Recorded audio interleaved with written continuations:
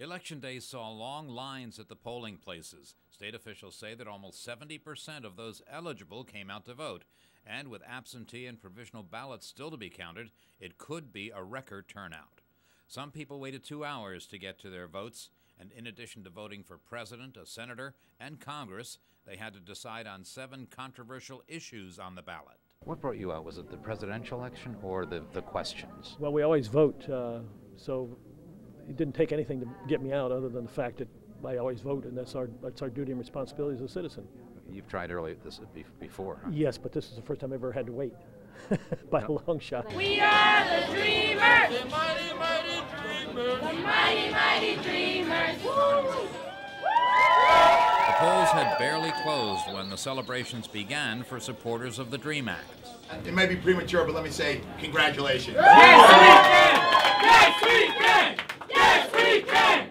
Baltimore's mayor, Stephanie Rawlings Blake, was an early supporter of the measure, which gives undocumented students who have gone through Maryland schools the right to pay in-state tuition at the state's community colleges. Today, Marylanders supported the DREAM Act because it is right and it is fair. Thousands of students have been waiting for this opportunity to gain access to higher education. I want to go to a law school to defend the basic rights that all of us have in this beautiful country. And today I see the door has opened for me to be able to pursue my dream. Just a few blocks away, a club at Baltimore's Inner Harbor was bathed in appropriate blue Democratic floodlights. Supporters of same-sex marriage watched the returns and cheered as they came in. They knew early that they were going to be successful in passing the referendum that allows gay couples to marry in Maryland. Maryland is the first state in this country to offer equality to all families, and we thank you.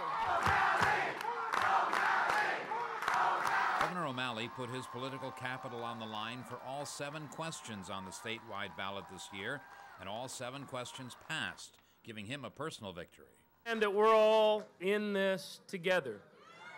That in fact, our best days are always in front of us, and that if we are going to expand opportunity and create jobs, we also have to build a more inclusive and a more just and a more fair society.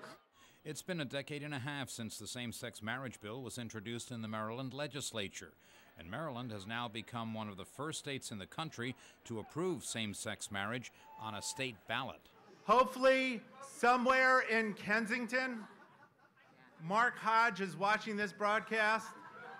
And honey, I say, will you marry me again? With the approval of same-sex marriage, the DREAM Act, the gaming legislation, and approval of the redistricting map, Republicans say it was yet another indication of how Maryland is a predominantly one-party state. The Republican Party took it on the chin, but nothing that was totally unexpected. I mean, the Democrat Party dominates, and the liberal wing, the big spending part of the party, dominates. The governor himself had a great win, but I think the state of Maryland had a great loss. All of these questions that passed, somebody's going to have to pay for them. It seems like the campaign and the debate has been going on forever, but the election is over now, and it seems like the majority of victory on all of the issues and for all of the candidates is large enough so that there won't be any serious challenges.